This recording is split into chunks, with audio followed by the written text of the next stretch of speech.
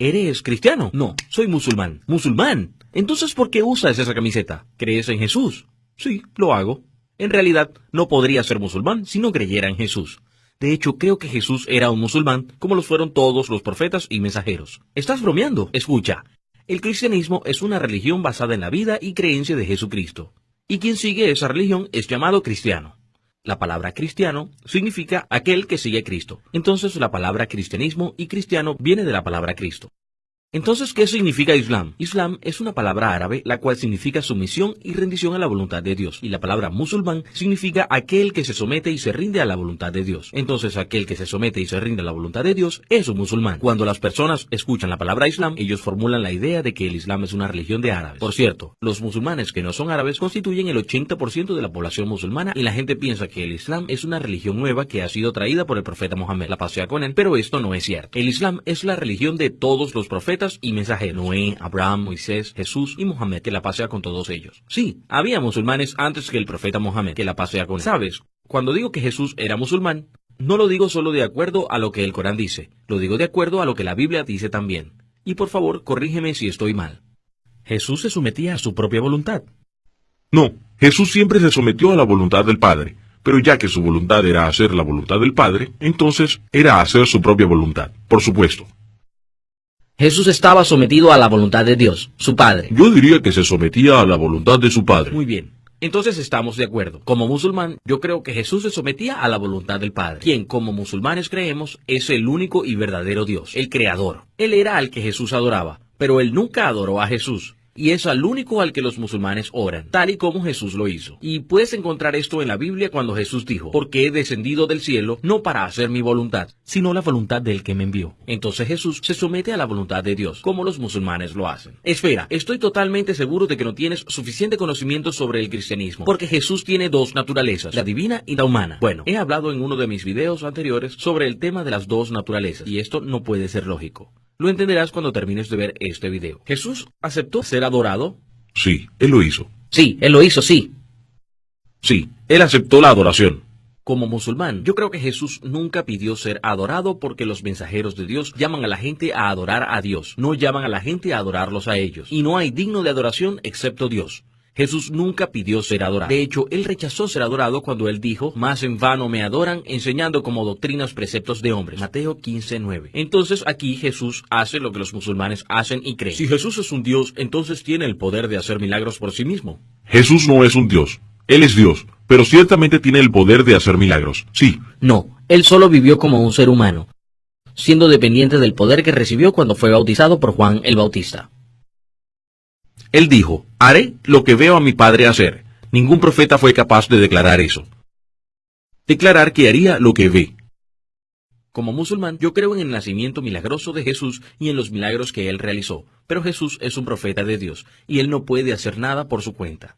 De hecho, Jesús mismo dijo esto en Juan capítulo 5, versículo 30. Por mí mismo no soy capaz de hacer cualquier cosa. Cuando Jesús resucitó a Lázaro de entre los muertos, levantó la vista y dijo: Padre, te doy gracias porque me has escuchado. Yo sé que siempre me escuchas, pero lo digo por el bien de esta gente que está aquí, para que crean que tú me has enviado. Jesús le dio gracias al Padre porque Él le dio el poder de hacer este milagro. ¿Por qué Dios envió a Jesús? Él envió a Jesús, usted sabe que fue para traer a la gente de vuelta a Él, porque la humanidad se alejó de Dios. Ellos estaban adorando imágenes, adorando un montón de cosas. Para ser el Salvador del mundo. En última instancia, para salvar al mundo. A morir por nuestros pecados y... Ustedes dicen eso. Nosotros, como musulmanes, decimos que Jesús fue enviado para llamar a la gente a adorar a Dios y decirle a la gente lo que Dios le dijo que dijera. Pero, ¿qué dice el mismo Jesús? Jesús dijo: es preciso que anuncie la buena noticia del reino de Dios a las otras ciudades también, porque para esto he sido enviado. Lucas 4:43. Porque para esto he sido enviado. ¿Qué es esto? ¿A morir en la cruz por la salvación? No, para predicar las buenas nuevas del reino de Dios a las otras ciudades. Así que Jesús dice aquí lo que dicen los musulmanes. ¿Jesús negó la venida de algún otro profeta después de él? Sí, no hay profetas, sí.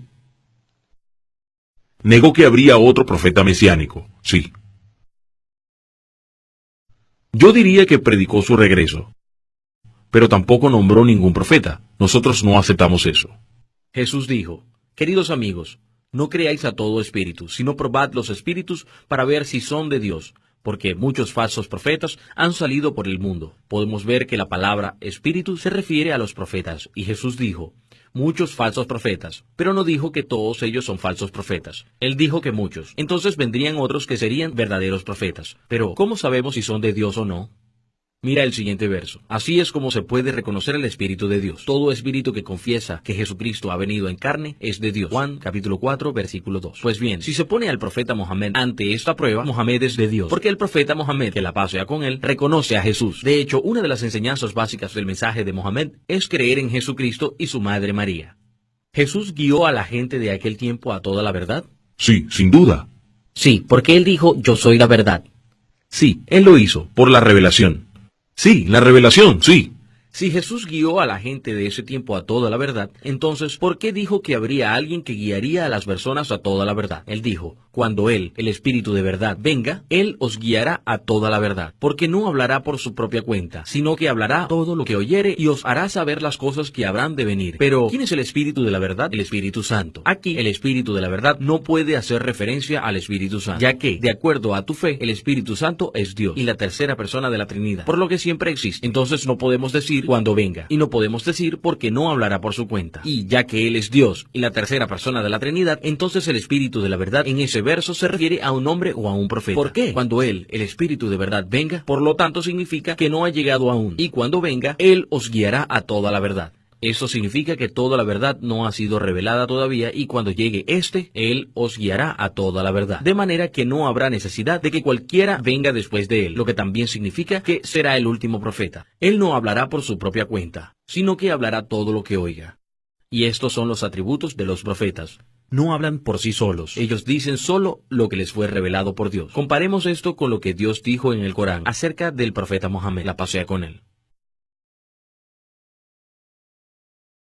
No habla por propio impulso, no es sino una revelación que se ha hecho, la estrella 3-4, y os hará saber las cosas que habrán de venir. Los profetas dicen lo que está por venir de acuerdo a lo que les fue revelado por Dios. El profeta Mohammed nos dijo lo que está por venir, y ahora vemos que gran parte de lo que nos dijo que vendría hace 1400 años ha surgido ahora. Hay ahora cosas que podemos decir acerca de esto, pero voy a decirles una cosa. El profeta Mohammed dijo, la hora, el día del juicio, no llegará hasta que la gente compita entre sí en la construcción de edificios altos. Creo que no hay necesidad de explicar lo que dijo el profeta Mohammed, porque esto es algo de lo que hoy somos testigos. Lo que dicen los profetas viene de la misma luz, y es por eso que digo que eran musulmanes. Todos ellos llaman a la gente a adorar a un solo Dios, el Padre, como ustedes dicen, y todos ellos están adorándole. Y mira la forma en que los profetas oran de acuerdo a la Biblia. Y mira hoy quienes están rezando de la forma en que lo hicieron los profetas y Jesús. Entonces Abraham se inclinó hasta tocar el suelo con la frente. Entonces Moisés, apresurándose, bajó la cabeza hacia el suelo y adoró. Y Jesús se postró sobre su rostro y oró. ¿Quiénes postran sus rostros sobre el suelo cuando rezan? Piénsalo.